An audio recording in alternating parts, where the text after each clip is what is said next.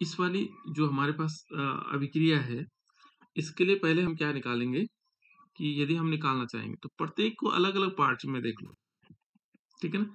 यहाँ देखो इस वाले में यदि हम वेग निकालेंगे, केवल औसत वेग निकालेंगे, तो औसत वेग पता है आपको, औसत वेग के लिए हम क्या करेंगे इसमें, जो इस अभिक्रिया का जो औसत वेग होगा, है ना? तो औसत वेग सिंपल होता है, यहाँ पर क्या होगा क्योंकि जो अभिकारक है, अभिकारक का मतलब यहाँ से लेकर के और यहाँ तक, जो एरो है ये चिन्ह लगा हुआ है, इससे जो पहले है, ये सारे के सारे क्या है अभिकारक, और इधर क्या है ये उत्पाद है, प्रोडक्ट है।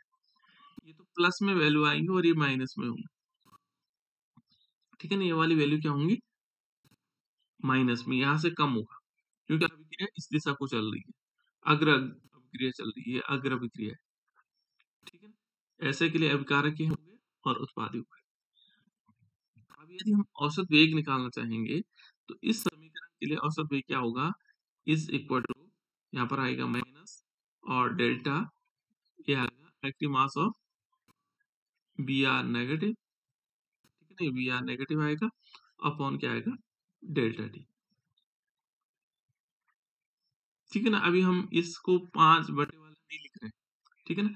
दूसरे वाले के लिए देखिए, इस वाले के लिए, तो यहाँ पर भी क्या होगा क्योंकि माइनस में होगा, देखो माइनस में होगा, और delta B R O three, B R O three, और ये माइनस में आएगा और इसमें एक्टिव मास का चिन्ह लगा देंगे अपॉन क्या आएगा डेल्टा टी।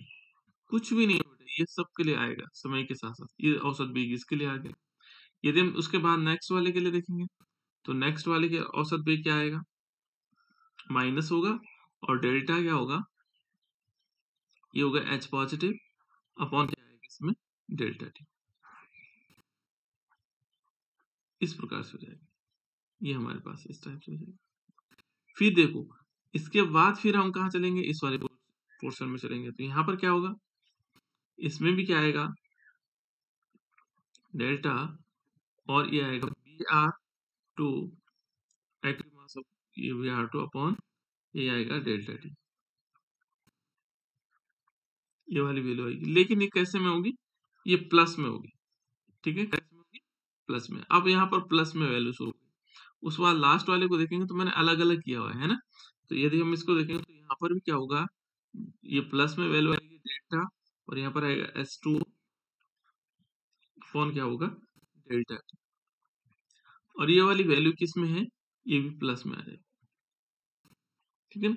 अब जब हम इसको रस समीकरण में लिखते हैं या स्टीरियोमेट्रिक उसमें लिखते हैं रिएक्शंस में, तो तब क्या आएगा, इनके साथ जो ये लगी हुई संख्या है उसको भी लिख लें, तो यहाँ पर आएगा, इसमें आ जाएगा 1/5, ये माइनस में आएगा, है ना?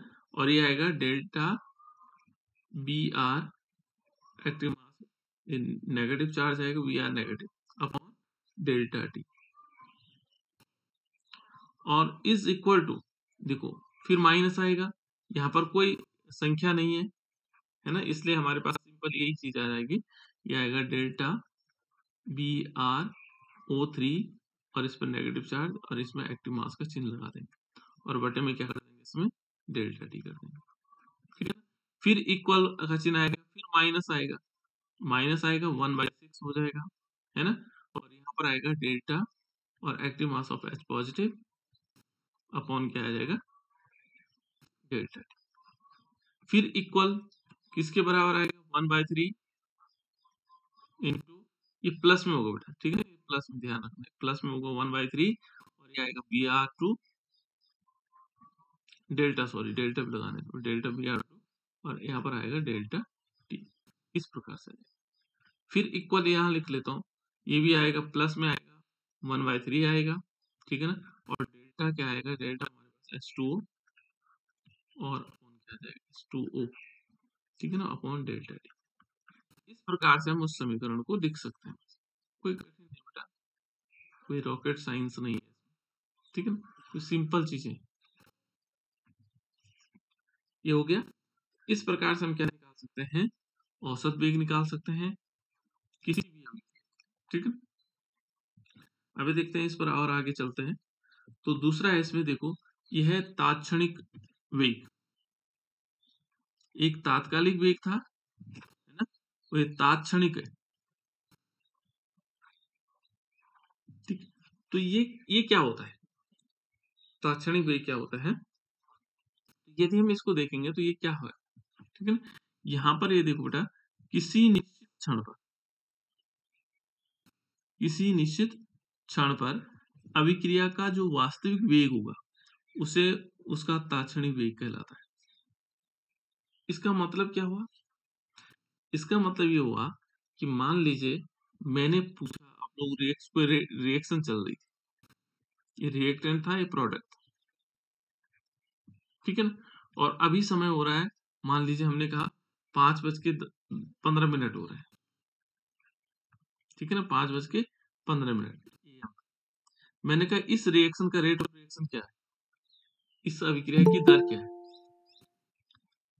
5:15 मैंने, 5:15 है, मैंने कहा बेटा इस समय इसकी रेट ऑफ रिएक्शन क्या है? तो जो 5:15 पर इसका रेट ऑफ रिएक्शन होगा वो क्या कहलाएगा, उसका तात्क्षणिक वेग कहलाएगा, ठीक है ना। उस अभिक्रिया का वेग इस समय क्या है, ये मानो पूछो 5:20 पर कितना होगा, तो जैसे 5:20 होगा उस समय जो इसका वेग होगा वो कहलाएगा तात्क्षणिक वेग। जैसे देख लो, सपोज आप कोई आप किसी बस से आ रहे हैं, ठीक है ना। बस की चाल क्या होती है, आप माने भगवान से देहरादून के लिए आ रहे हैं, या है ना कहीं से कहीं जा रहे हैं, तो क्या होगा, पहले बस चली, थोड़ी देर 40 किलोमीटर चली, उसने फिर ब्रेक लगाया, 20 किलोमीटर चली, फिर उसके बाद क्या हुआ, 30 किलोमीटर चली, फिर उसके बाद 30 किलोमीटर पर आवर, ये पर आवर के हिसाब से चल रही है, अलग अलग वेग चल रहा है, ठीक है ना। ये अलग अलग वेग, तो हम औसत निकालते हैं, इन सबको जोड़ करके निकालते हैं। लेकिन मैं तात्क्षणिक पूछूंगा तो तात्क्षणिक का मतलब क्या होगा, मान लीजिए 2:30 बजे कहाँ पर बस है, तो मैं पूछूंगा 2:30 बजे इसकी स्पीड क्या है, तो 2:30 बजे मान लीजिए ये चल रहा है 25 किलोमीटर पर आवर के हिसाब से, ठीक 2:30 बजे। तो ये तात्क्षणिक कह रहा है, उस क्षण पर उसका अभिक्रिया का वेग क्या कहलाएगा। तो ये केवल एक क्षण के लिए पूछ रहा है कि इस समय क्या क्या वेग है इसका, ठीक है ना। तो ये कहलाता तात्क्षणिक वेग, ठीक है ना। किसी निश्चित क्षण पर, देखो ये किसी निश्चित क्षण पर अभिक्रिया का जो वास्तविक वेग होगा वो उसका तात्क्षणिक वेग कहलाएगा, ठीक है ना। क्या कहलाएगा, तात्क्षणिक वेग कहलाएगा। देखो एक इसके कुछ पॉइंट्स भी हैं। तात्क्षणिक वेग प्राप्त करने के लिए औसत वेग के समय अंतराल, देखो डेल्टा टी से को घटाकर शून्य की ओर ले जाते हैं। जो डेल्टा टी होगा वो किसकी ओर ले जाते हैं, शून्य की ओर, यानी कि जो डेल्टा टी होगा वो क्या माना जाएगा, ये शून्य की तरफ, ठीक है। डेल्टा टी क्या होता है, प्रारंभिक वेग और अंतिम वेग, ऐसा तो होता है, ये होगा। लेकिन हम क्या पूछ रहे हैं, उस समय क्या होगा, ठीक है ना, शुरुआती तो। दूसरा कहता है, और जो सांद्रता होगी, सांद्रता का सीमांत मान ज्ञात करते हैं, जो सीमांत मान होगा इसका उसको ज्ञात करते हैं, ठीक है। एक पॉइंट और है इसमें कि यदि अभिकारक और उत्पाद की सांद्रता परिवर्तन को, एक अभिकारक है और एक उत्पाद है, इसकी सांद्रता है, उसको यदि हम क्या करेंगे, डेल्टा सी से जो उनकी सांद्रता में परिवर्तन है, डेल्टा सी, और परिवर्तन में लगने वाला जो समय होगा, मान लीजिए हमने कहा इनकी सांद्रता में परिवर्तन को हम क्या दिखा रहे हैं, डेल्टा सी दिखा रहे हैं, ठीक है ना, क्या दिखा रहे हैं, डेल्टा सी। और जो परिवर्तन में लगने वाला जो समय का मान है वो डेल्टा टी, मान लीजिए क्या है, वो है डेल्टा टी, जो परिवर्तन में लगने वाला समय। ये प्लस माइनस हो सकता है, ये प्लस माइनस का मतलब ये हुआ, यदि अभिकारक है तो क्या होगा, माइनस में आएगा, और उत्पाद है तो प्लस में आएगा, plus minus delta C upon delta T, ठीक है नहीं, औसत भी का है। लेकिन यदि हम तात्क्षणिक वेग निकालेंगे तो यहाँ पर क्या होगा, इसके लिए जो तात्क्षणिक वेग होगा ये किस किस प्रकार से आएगा, तात्क्षणिक वेग है तो औसत वेग इस प्रकार से आएगा, जो तात्क्षणिक वेग होगा वो होगा लिमिट लिमिट और प्लस माइनस, ठीक है ना, प्लस माइनस, और यहाँ आएगा delta C upon delta T. अब यदि माना time is equal to delta T is equal to हम जीरो की तरफ ले जाएं, तो ऐसी दशा में क्या आएगा, इसमें क्या होगा, जब इस delta T is equal to zero की तरफ तात्क्षणिक अभिक्रिया के लिए, तो ऐसी दशा में हम क्या करेंगे, इसको यदि हम तात्क्षणिक वेग निकालना चाहेंगे तो उसको हम दिखाएंगे plus minus small delta C upon, अब स्मॉल में आ गया, ठीक है ना, ये तात्क्षणिक अभिक्रिया है, थोड़ा ध्यान रखना, ये तात्क्षणिक अभिक्रिया के लिए हम इसको स्मॉल से डिनोट करते हैं इस टाइप से,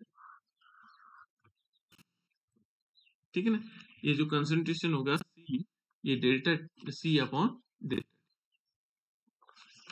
ठीक हो गया। इस प्रकार से हम क्या कर सकते हैं, इसके तात्क्षणिक अभिक्रिया के लिए निकाल सकते हैं। अब इससे थोड़ा और आगे चलते हैं बेटा, यहाँ पर हमारे पास इस टाइप से निकाल लेंगे, कुछ चीजें और है। देखो यहाँ पर कहते हैं कि जैसे अभिकारक, अभिकारक है आर, जिसको हम रिएक्टेंट कह रहे हैं, और उत्पाद है पी। यदि हम इसमें दो चीजें दिखाते हैं, जैसे एक तो औसत वेग हो गया और एक हो गया हमारे पास तात्क्षणिक वेग, ठीक है ना, इसको हमने अभी दोनों को दिखाया। यदि हमने औसत वेग को दिखाया तो औसत वेग को किस प्रकार से दिखाया, औसत वेग हमारे पास किस टाइप से आया, यहाँ पर कैपिटल में आया औसत वेग, औसत वेग को हमने दिखाया प्लस माइनस और delta C upon delta T. और यदि हमने तात्क्षणिक वेग को दिखाया तो तात्क्षणिक वेग को किस प्रकार से दिखाया, डीसी अपॉन डीटी सर। हाँ, डी स्मॉल डी है ना, तात्क्षणिक, इसको हमने क्या किया प्लस माइनस, और यहाँ पर लिखा है D C upon D T, है ना, भले ये भी डेल्टा के फॉर्म में दिखाते हैं पर डी सी अपॉन, तो इस प्रकार से हम क्या दिखा लेंगे, इसका तात्क्षणिक वेग दिखा देंगे। अब कल हमने एक रिएक्शन लिखी थी और उसके लिए हमने एक औसत वेग निकाला था, ये निकाला था N1 A प्लस, इसके लिए औसत वेग निकाला था N2 B और इक्वल का चिन्ह लगाया था M1 C और M2 D। अब इसके लिए हमें निकालना तात्क्षणिक वेग, निकाल सकते हो, कुछ भी नहीं है, बिल्कुल सिंपल वैसे ही है जैसा हमने कल किया था, निकाल सकते हो बेटा, जैसे हमने कल किया था सेम वैसे ही है। तात्क्षणिक वेग कैसे निकलेगा, देखो ये वाला मैं रस समीकरण मिति के साथ ले रहा हूँ, है ना, सीधे यदि हम तात्क्षणिक वेग निकालेंगे तो इसमें क्या आएगा, माइनस 1/n1 इंटू क्या आएगा, अब यहाँ पर जो डेल्टा हम बड़ा लिखते थे, यहाँ डी कर देंगे इसको, ठीक है ना, D active mass of A upon D T, बस वही किया हमने, केवल यहाँ डेल्टा बड़ा था इस टाइप से लिखा हुआ था, यहाँ हमने डी कर दिया उसको, बस इतना अंतर है और कोई अंतर नहीं है ना। फिर इज इक्वल टू, इसके लिए देखें, यहां पर देखें तो इसमें क्या होगा, ये आएगा 1/n2 इंटू क्या आएगा, D active mass of B upon D T, ठीक है ना, ये भी किस में होगा, माइनस में। अब यहां से प्लस में हो जाएगा, ये जो उत्पाद वाला है प्लस में हो जाएगा, इसकी वैल्यू प्लस आई, और यहां हमने 1/m1 लिखा, ठीक है ना, और D active mass of C upon D T, ठीक है, इक्वल टू, अब रह गया ये लास्ट वाला, तो यहाँ पर आएगा 1/, क्या आएगा प्लस में है ना, 1/m2 इंटू क्या आएगा, D active mass of capital D upon D T. तो इस प्रकार से हमने क्या कर दिया, इस पूरे के लिए हमने एक क्या निकाल दिया, तात्क्षणिक वेग निकाल दिया। क्लियर, क्लियर हुआ बेटा कि नहीं हुआ?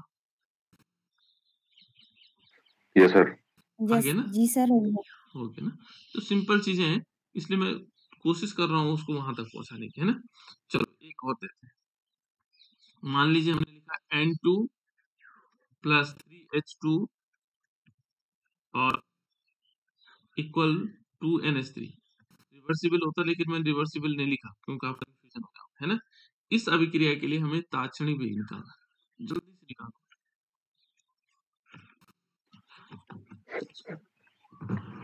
तो बहुत सरल है। सर लिखो सर। हाँ बोल। माइनस हाँ। dn2 अपॉन dt हम्म इक्वल में सर फिर माइनस हम्म 1/3 हम्म dh2 अपॉन dt हम्म फिर सर इक्वल में लिखेंगे +1/2 dnh3 अपॉन dt। हम्म। चलो ठीक। और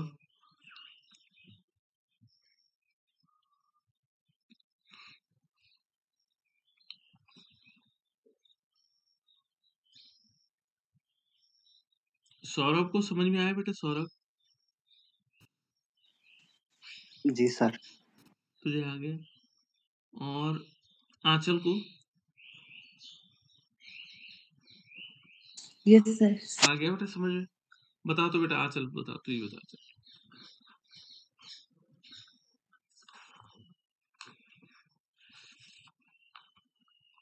बता बेटा, कैसे कैसे करना है?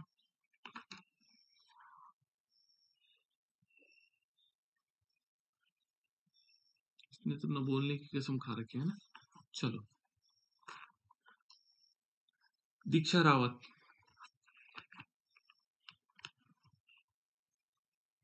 दीक्षा रावत बेटा, समझ में आया या नहीं आया पहले ये बता। No sir. नहीं आया, ठीक। ताकि पूछे नहीं इसलिए नो बता दो पहले, है ना? देखो यहाँ पर देखो बेटा, कुछ नहीं करना हमने। ये N2 है ना, इस N2 को तो पहचान रहे हो। ये क्या है? क्या है बेटा दीक्षा रावत? अभिकारक है, ठीक है ना? ये वाला और ये दोनों अभिकारक है। मैंने कहा इनको निकालने के लिए हम क्या करेंगे? जो अभिकारक है, अभिकारक हमेशा माइनस में आता है। यदि हमें ताक्षणिक वेग निकालना है तो ये कर देंगे माइनस। अब यहाँ क्या करना है? क्योंकि ताक्षणिक वेग के लिए हम क्या करते हैं? स्मॉल डी लेते हैं, माइनस स्मॉल डी, और active mass of N2 upon क्या आ जाएगा? dt। ये तो है, ठीक है ना? यहाँ पर आ जाएगा इस प्रकार से। फिर इक्वल करेंगे, इक्वल का चिन्ह लगाएंगे, बराबर का चिन्ह लगाएंगे। अब इस पर जाएंगे, देखो इस वाले पे, ये भी क्या होगा? माइनस होगा। इधर से कम होता है ना, तो माइनस का चिन्ह। और यहाँ पर क्या करना है? इसके आगे जो 3 लगाओ, देखो ये 3 दिखाई दे रहा है आपको। इस 3 को हम क्या करेंगे? 1/3 लिख देंगे। जो ये मॉलिक्यूल की संख्या होती है उसको हम स्पेल लिख लेते हैं, है ना? और यहाँ क्या करेंगे? d और एक्टिव मास ऑफ H2, देखो H2 ये वाला H2 अपॉन क्या करना है? dt, ठीक है ना? जो चीज यहाँ पर लिखी हुई है उसके उसके आगे बड़ा ब्रैकेट लगाना, उसके आगे स्मॉल डी लिख लेना, बस और कुछ नहीं करना। और बराबर क्या आएगा? देखो इधर की तरफ, इधर की तरफ प्लस होगा तो ये प्लस का चिन्ह आएगा, और ये आएगा 1/2, ठीक है ना? और इनटू का चिन्ह लगेगा, और डी, और यहाँ पर आएगा active mass of NH3 upon dt। ये तो करना था, कुछ और थोड़ी करना था, ठीक है ना? इस प्रकार से हम इसको कर सकते हैं। चलो, ये तो था सिंपल अभिक्रियाएं। एक न्यूमेरिकल करो तो बेटे, ये वाला न्यूमेरिकल करो। ये है अभिक्रिया x plus Y is equal to 2z के लिए x के विलुप्त, देखो x के विलुप्त होने की दर 10⁻⁻10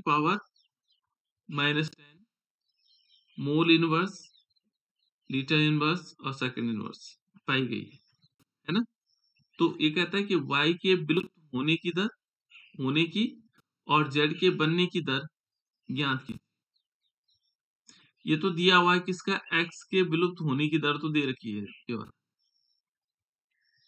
ठीक है ना? हमें निकालना है y के विलुप्त होने की दर निकालनी है और साथ साथ में z के बनने की दर निकालनी, वही दो चीजें निकालनी।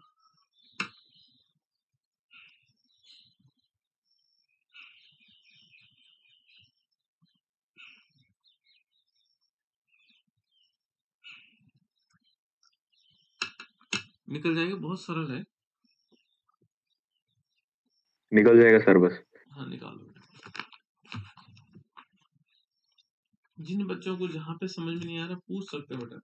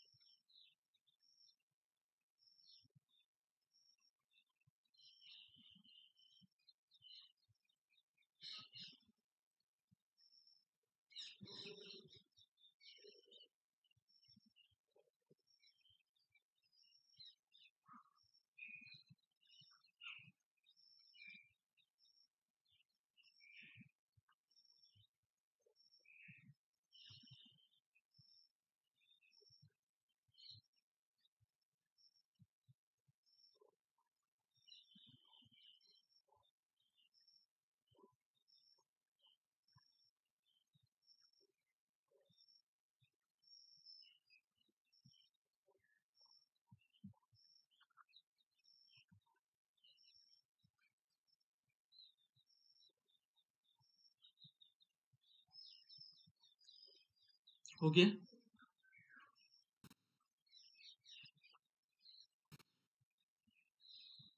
हो गया सर। हाँ बोलो।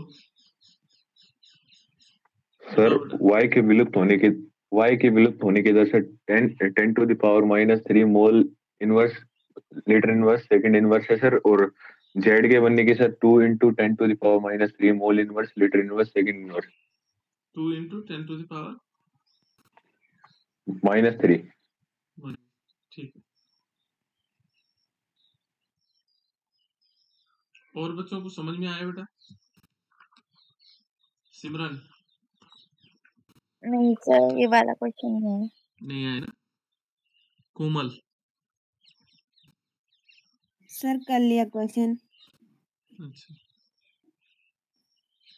दीक्षा कनवान आया बेटा समझ में? No sir. ये क्या कहते हैं इसका नाम? हाँ चल आया बेटा समझ में? नहीं सर। सौरभ को? No sir. सूरज को? No sir. नहीं आया। चलो कोई बात नहीं, इतना कुछ भी नहीं बेटा इसमें, है ना? देखो यदि हम इसको इस टाइप से लें, इस रिएक्शन को देखो बेटा, ऊपर ये जो रिएक्शन दी हुई है ना, इस रिएक्शन को देखो, ये वाला भाई इतना देखना है। मान लीजिए हमारे पास है ये x प्लस वाई और ये चिन्ह लगा हुआ है और 2z, ये 2 मॉलिक्यूल हमारे पास है और z 2z के फॉर्म में, ठीक है ना? तो पहले हम क्या निकालेंगे इसके लिए? औसत वेग निकालते हैं। और कैसे? कौन सी समीकरण से? रसमिति समीकरण से, है ना, जिसको मिश्रित कहते हैं, उसमें निकालेंगे। तो यहाँ पर पहले ये है माइनस, और ये क्या आएगा? इक्वल का चिन्ह लगाएंगे, माइनस डेल्टा, ये डेल्टा आएगा x active mass of x upon क्या आएगा? Delta T. यही तो है हमारे पास मान, ये तो निकालना आ जाएगा। ये वाला तो आ गया होगा, ये वाला तो समझ में आ गया होगा सूरज? Yes sir. इस समझ में आ गया कैसे कैसे निकला? फिर इक्वल देखो, यहाँ पर फिर ये y है, इसमें क्या होगा? फिर माइनस का चिन्ह लगेगा और यहाँ आएगा delta active mass of y upon delta T. ये भी समझ में आ गया होगा। इज इक्वल टू, अब प्लस का चिन्ह आएगा, क्या आएगा? प्लस का चिन्ह आएगा, और इस प्लस के चिन्ह में क्या होगा? यहां पर आएगा 1/2, ये तो 1/2 है और ये यहाँ पर क्या होगा, delta z upon delta t। इतनी बात समझ में आ गई बेटा? Yes sir. जी सर। हाँ। अब ये देखो, ये कहता है कि y के विलुप्त होने की देखो, ये क्या कहता है, पहले देखो x के विलुप्त होने की दर, पहले किसकी दर दिखा रहा है, x के विलुप्त होने की दर कितनी वैल्यू है उसकी, इतने। तो देखो x जो विलुप्त हुआ वो इतनी मात्रा में हुआ, यानी कि ये x जो विलुप्त होने की दर हुई, इसका मान दे रखा है माइनस, बराबर क्या था, माइनस, और ये आएगा डेल्टा और active mass of x upon delta T, ये तो था x कैपिटल है, और इसकी वैल्यू कितनी दे रखी, 10 टू द पावर -3। अब देखो ये बराबर किसके है, इस y के है कि नहीं, देखो बराबर का चिन्ह लगा हुआ है इनमें, ये बराबर इसके है, तो यानी कि y के विलुप्त होने की दर कितनी हो जाएगी, हम यहाँ पर जो पहला आंसर होगा y के विलुप्त होने की दर, तो विलुप्त होने की दर कितनी होगी, सॉरी विलुप्त होने की दर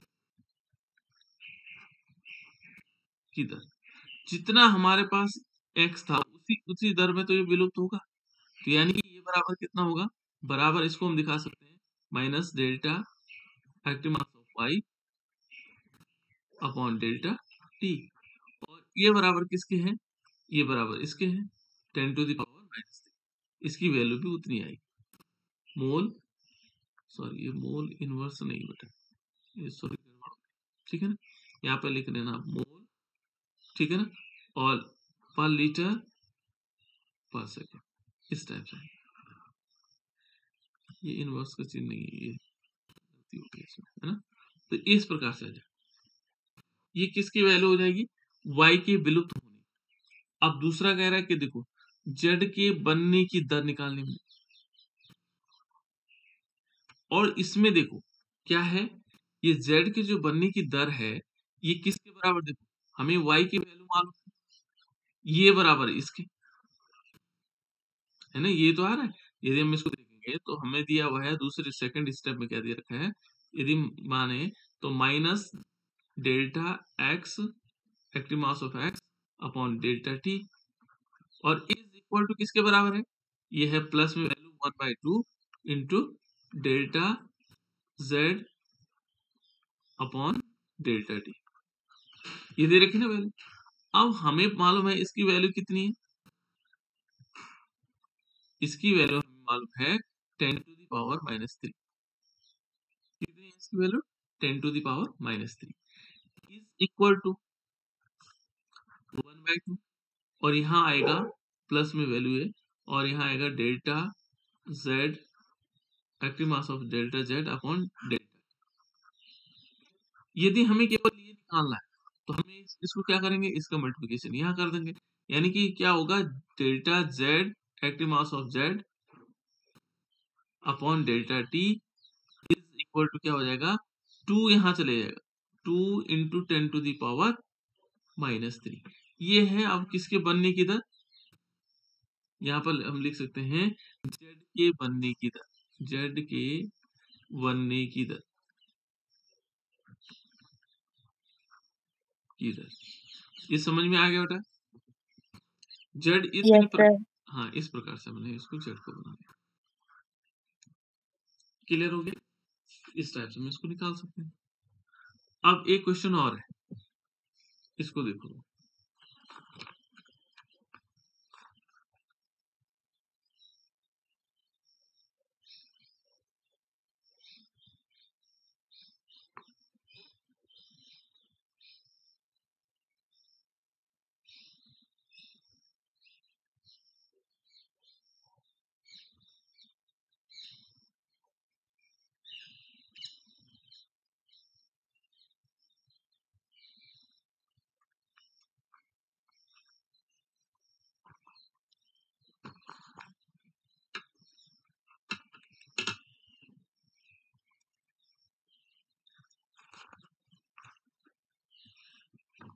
ये 10 टू द पावर -2 है बेटा, है थोड़ा सा गड़बड़ हो रखा है, 10 टू द पावर -2 है, 10 to the power -2।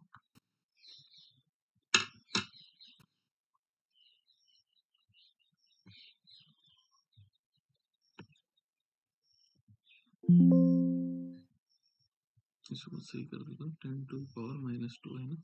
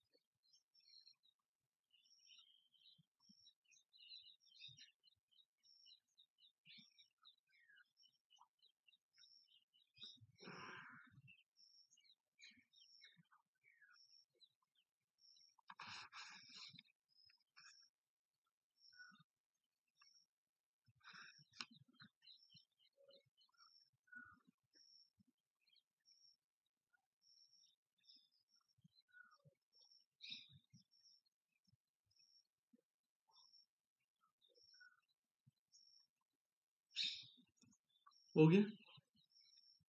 Yes sir. क्या है बेटा? सर एक इधर तो सर 10 to the power -2 आया सर। ए की विलुप्त होने की दर है ना। चलो ए की विलुप्त यस सर। ए की विलुप्त होने की दर कितना है? 10 to the power -2। 2। हाँ, और सर बी के विलुप्त होने की दर sir 2 into 10 to the power -2। 2 into 10 to the power -2। चलो देखते हैं।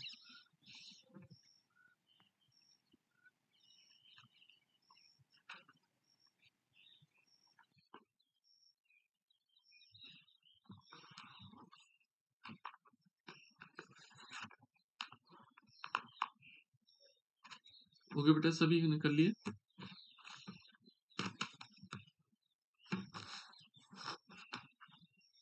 थोड़ा सा समझना है हमें, ज्यादा कुछ नहीं है इसमें, है ना।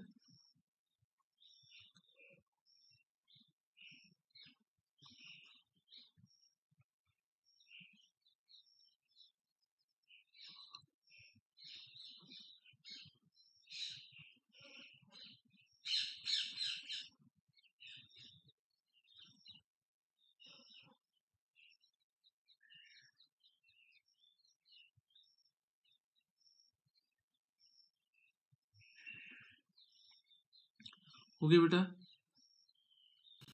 कोई बात नहीं, छोटे से क्वेश्चन है।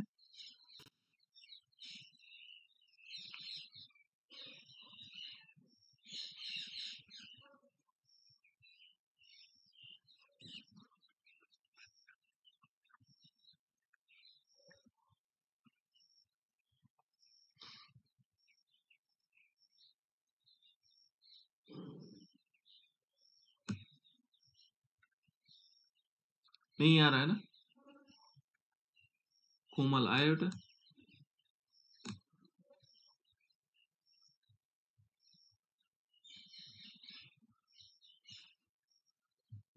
सिमरन?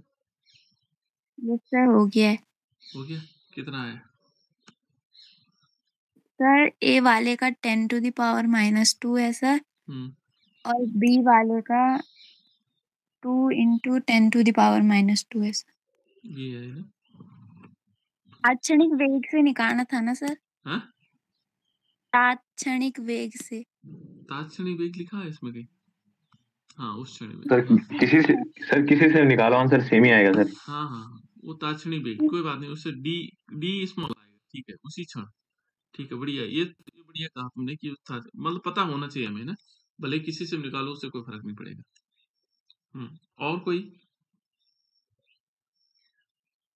दीक्षा बेटा, दीक्षा कनवान। सूरज को मैं भूल जाता हूँ, पता नहीं। यही आ रहा है सर। यही आ रहा है? दीक्षा? यस सर, यही आ रहा है। यही आ रहा है। फोन रह गया, ऐसा भी चलता है क्या? हाँ चल बेटा।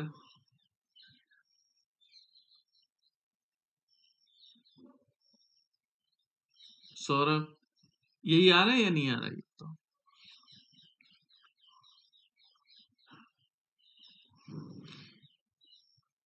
कोमल ने नहीं बताया बेटा।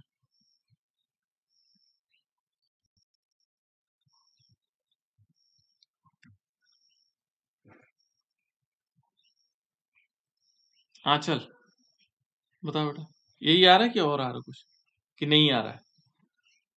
रावत नहीं आ रहा है। चलो देखो बेटा, यहाँ देख लो, इसमें ये रिएक्शन दे रखी है ना, कोई बात नहीं, शुरुआती दौर पर ऐसा हो जाता है। हमारे पास है A प्लस क्या आएगा 2B, और ये चिन्ह है बना हुआ है 3C। अब कह रहा है उसी क्षण की बात कर रहा है ना, उसी क्षण का मतलब क्या हो गया कि उस समय पर क्या हो, है ना। तो उसी क्षण के लिए हमारे पास जो आएगा इसको बोलते हैं हम तात्क्षणिक अभिक्रिया, ठीक है ना। तो तात्क्षणिक अभिक्रिया में क्या आएगा, किस प्रकार से आएगा, ठीक है। तो पहले हम तात्क्षणिक अभिक्रिया निकालते हैं इसके लिए। यहाँ देखो, ये आएगा माइनस, क्योंकि यहाँ से विलुप्त हो रहा है, इस वाले से क्या हो रहा है, विलुप्त हो रहा है। तो यहाँ पर आएगा, ये आएगा स्मॉल डी, इसको हम लिख सकते हैं small D active mass of A upon क्या आएगा डी, ठीक है ना, ये आएगा। अब देखो इसको, देखो यहाँ पर ये बी वाला है, इज इक्वल टू, फिर माइनस का चिन्ह होगा 1/2, ये 1/2 आएगा। यहाँ आएगा small D active mass of B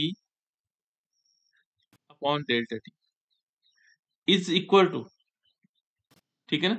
यहाँ पर देखो ये आएगा 1 प्लस 1/3, और ये क्या कहता है into D active mass of C upon D T. हमें दे क्या रखा है, किसी क्षण पर C के बनने की दर, C के बनने की दर क्या होती है बेटा, यहाँ पर यदि हम देखोगे तो D active mass of C upon dt, और ये प्लस में होना चाहिए, कैसे में होना चाहिए, प्लस में वैल्यू होनी चाहिए, ठीक है, प्लस में वैल्यू होगी। और ये दे रखा है हमारे पास 10⁻⁻²। क्लियर, इतनी बात समझ में आई क्या नहीं आई, इतनी बात समझ में आ गई बेटा? जी सर। क्लियर हो गया ना। यानी कि हमें क्या दे रखा है, इसकी वैल्यू दे रखी delta active mass of C, sorry D active mass of C upon D T, और इसकी वैल्यू दे रखी इतनी बात समझ में आ गई। अब हमें पूछा हुआ है उसी क्षण ए के विलुप्त होने की दर, तो हमें मालूम है ए के विलुप्त होने की दर कितनी, ए के जो विलुप्त होने की दर है, पहले हम यहाँ पे लिख लेते हैं ए के विलुप्त होने की दर, विलुप्त होने की दर, होने की दर। तो यहाँ ये ध्यान रखना आपको, ए के विलुप्त होने की जो दर होगी माइनस ये होगा D active mass of A upon D. अब ये इक्वल क्या होगा, क्योंकि हमें इसका मान दिया हुआ है, तो हम क्या लेंगे, इसी से लेंगे, ठीक है ना। तो यहाँ पर क्या आएगा, plus 1/3 into D active mass of C upon D T. Clear हुआ, इतनी बात भी समझ में आ गई, ये दोनों बराबर है, लेकिन हमें चाहिए इसी सी की वैल्यू, इसको हटाना। देखो बेटा यहाँ पर 1/3 अलग है, लेकिन उसने क्या दे रखा है, D active mass of C upon D T, इसकी वैल्यू दे रखी 1/3 की वैल्यू नहीं दे रखी, विलुप्त होने की वैल्यू दे रखी ये वाली, ये नहीं दे रखी, ठीक है ना, इसकी पूरी वैल्यू नहीं दे रखी, ऐसा नहीं कि ये पूरा वाला। तो हमें क्या करना होगा, यहाँ पर करना पड़ेगा 1/3, और इसकी वैल्यू हमें पता है, और इनटू क्या आएगा 10⁻⁻²। बाकी तो आप सही कर रहे थे, इसकी वैल्यू कितनी होगी 10⁻⁻²। तो इसका भाग हम 3 में देंगे, यानी कि इसका ए के विलुप्त होने की दर कितनी आएगी 0.33 इंटू 10⁻⁻²। ये कहां से आया, जब हम 3 का भाग किस में देंगे, 1, ठीक है ना। तो भाग नहीं जाता है, तो क्या करते हैं, दशमलव लगाते हैं, 0 बढ़ाते हैं। देखो 3 तिया 9 और 3 तिया 9, ठीक है ना, 0.33 इंटू 10⁻³ आपने क्या किया, इस पूरे की वैल्यू रख ली, पूरे की वैल्यू नहीं दी बेटा उसने केवल इसकी वैल्यू दे रखी, ठीक है ना, इसकी वैल्यू दे रखी, हमने 1/3 करना। भैया थोड़ी सी मिस्टेक की आप लोगों ने, और कुछ नहीं किया, ठीक है ना। अब दूसरे का देखो, ये तो है ए के विलुप्त होने की दर, ठीक, ये समझ में आ गया होगा, आगे बेटा या नहीं आया? यस सर, आ गया। आगे सर। भाई ये ध्यान रखना यहाँ पर, है ना, इस वैल्यू को। अब दूसरा है बेटा, देखो इसमें बी के विलुप्त होने की दर, तो बी का जो विलुप्त हो रहा है वो हमें मालूम है बी के विलुप्त होने की दर,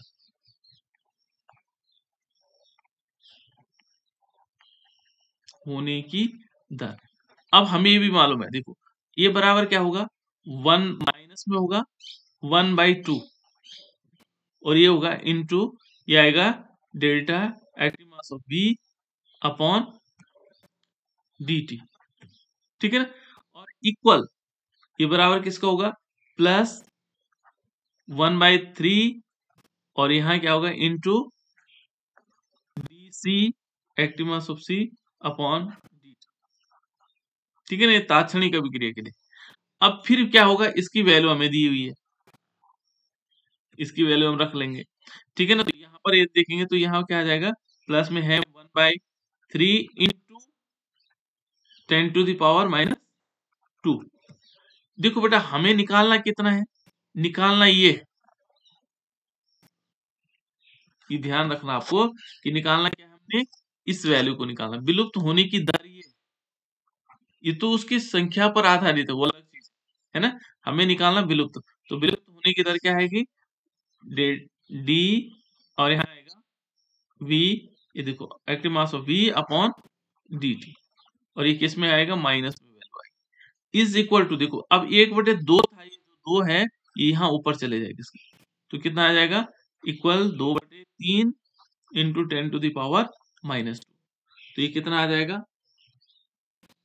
ये आएगा 0.66 इंटू 10⁻², ये है बेटा इसकी विलुप्त होने की दर, mole inverse litre, sorry mole litre inverse second inverse, इस टाइप से, ठीक है ना, तो इस प्रकार से हम निकाल लेंगे। बहुत सिंपल था, थोड़ी सी चीजें थी जो हमने बताई नहीं है आपको, ये किस प्रकार, तभी तो देखा मैंने आप लोगों को बताया था, जब हम वेग निकाल रहे थे तो वेग हम केवल ये संख्याएं नहीं लिख रहे थे उसमें, 1/2 वगैरह नहीं लिख रहे थे, ये तो रस समीकरण विधि में है, तब हम इसको ले रहे हैं, ठीक है ना, जहां पर चलो एक और देखो, तो इस वाले,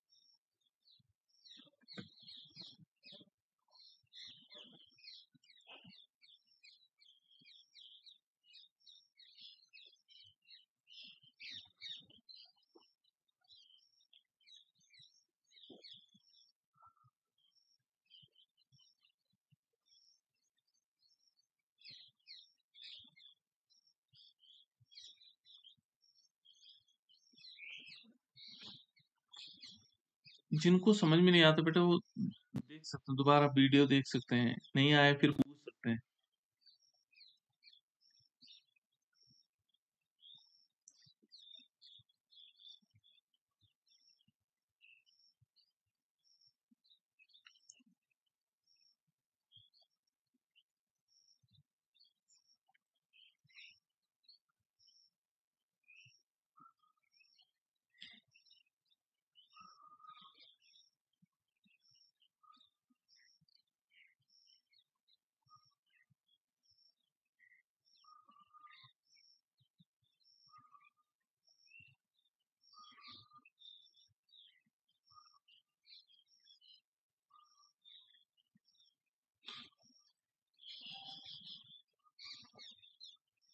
हो गया बेटा?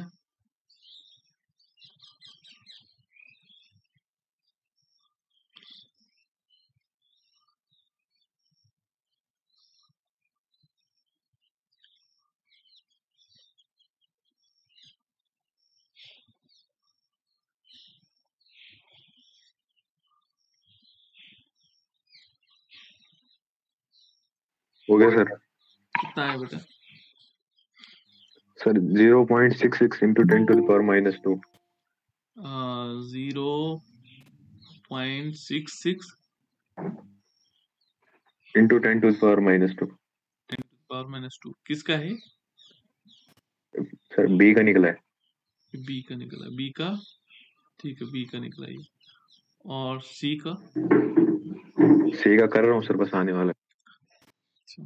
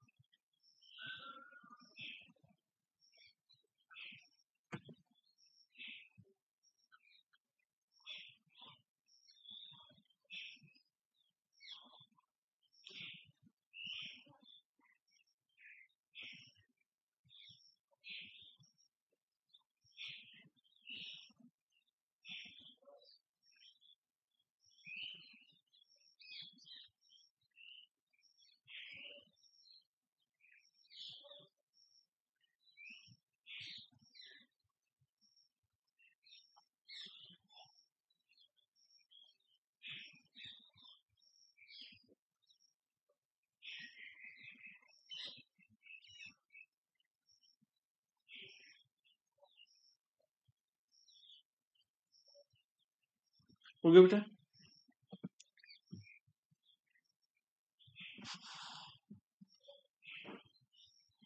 शाम 2-3 मिनट बाद जुड़ते तो और बढ़िया हो गया था ना, क्यों?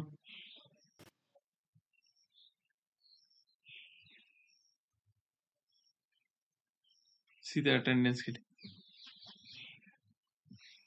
सर इसका आ रहा है sir 0.33 into 10 to the power minus 2 0.33 10 to the power minus 2। चलो देख लेते हैं, और किसी बच्चे का आया बेटा? सिमरन आया बेटा? तो है पर ऐसा नहीं है। ऐसा नहीं आ रहा? नहीं सर। चलो कोई बात नहीं। ये कोमल,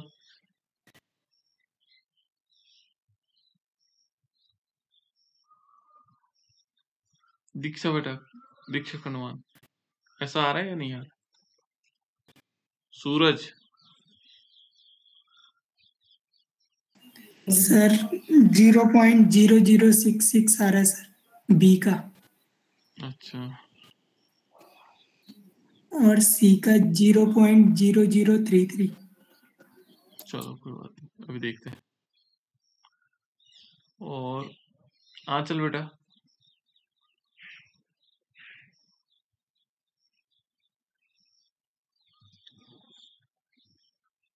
दीक्षा रावत, सर नहीं आ रहा। नहीं आ रहा? प्रशांत, प्रशांत तो अच्छा भाग गया, चलो ठीक हो गया। चलो इसमें ये देखो बेटा, यहाँ इसका मतलब थोड़ा समझ में दिक्कत आ रही है ना। यहाँ देखो, पहले इस रिएक्शन को हम क्या करेंगे, पहले उस फॉर्म में ले आओ। किस फॉर्म में? ये देखो कि ये अभिक्रिया है और ए के विलुप्त होने का वेग इतना है, और बी और सी के संदर्भ अभिक्रियाएं वेग अभिक्रिया वेग ज्ञात की गणना करनी, बी और सी का वेग ज्ञात करना। ठीक है ना? चलो मान लीजिए इसको हम क्या माने, औसत अभिक्रिया मान लेते हैं। ठीक है ना? इसको तात्क्षणिक अभिक्रिया भी कह सकते हैं, औसत अभिक्रिया अभी इसमें क्लियर नहीं हो रहा है ना। तो यहाँ पर यदि देखेंगे तो पहले इस अभिक्रिया के लिए औसत अभिक्रिया के हिसाब से निकालते हैं। ये क्या है 3a, तो यहाँ पर क्योंकि ये क्या हो रहा है, यहाँ से विलुप्त हो रहा है, तो यहाँ पर देखो -1/3 अवरस समीकरण इंटू क्या आएगा डेल्टा और active mass of A upon delta T, ये तो हुआ इसके लिए। फिर इक्वल आएगा तो यहाँ प्लस में आएगा बेटा, देखो 1/2 और यहाँ क्या आएगा delta active mass of B upon delta. फिर क्या आएगा, इक्वल का चिन्ह आएगा प्लस, और ये आएगा delta active mass of C upon delta T. ये कहता है कि ए के विलुप्त होने की का वेग जो है इतना है, इस ए का, इसकी वैल्यू दे रखी है वाली। इतनी बात क्लियर आ गई समझ में? किसकी वैल्यू दे रखी है? इसकी वैल्यू दे रखी है, विलुप्त होने की जो वैल्यू है वो इसकी दे रखी।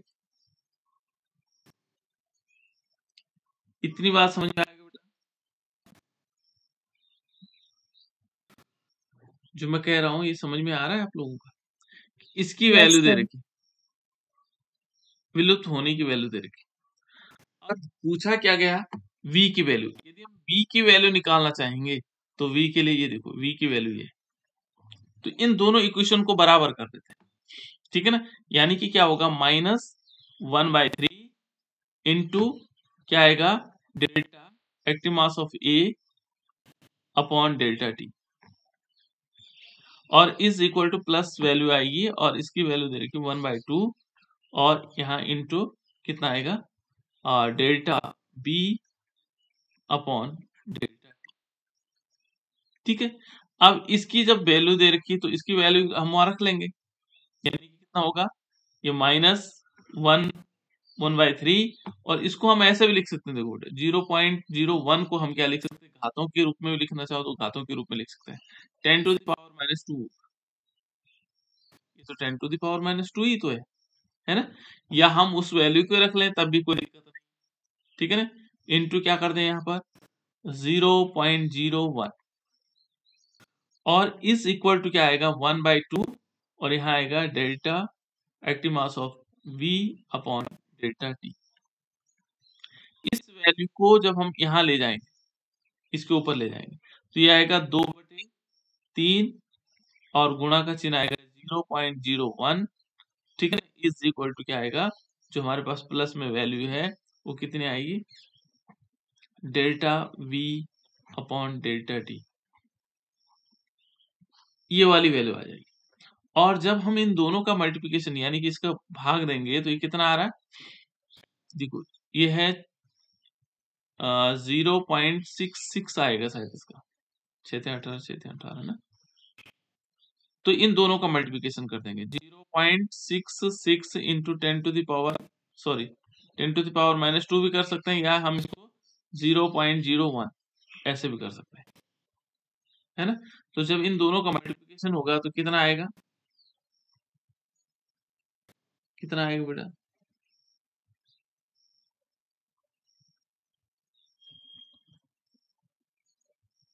कितना होगा, आया या नहीं आया?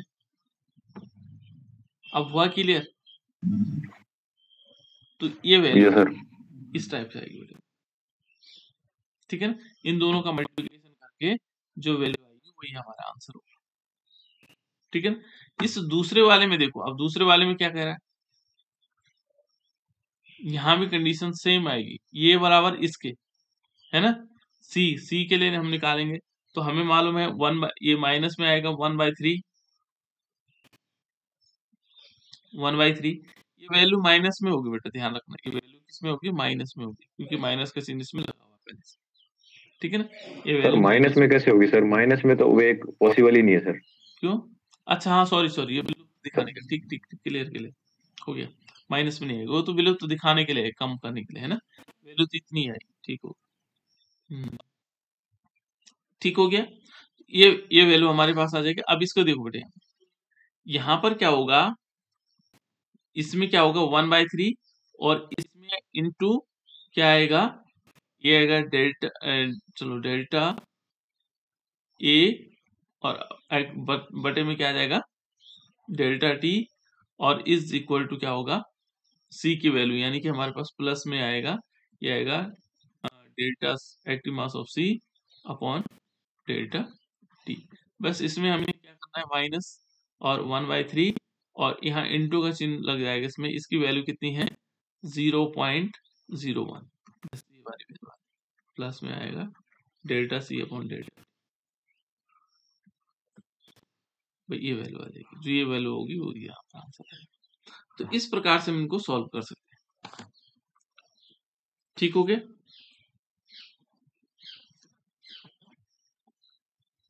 इतनी बात समझ में आ गई या नहीं आई? Yes sir. ठीक है, इस टाइप से हम इनको सॉल्व कर सकते हैं बेटा। ठीक है, तो आज इतना ही रहने देते हैं।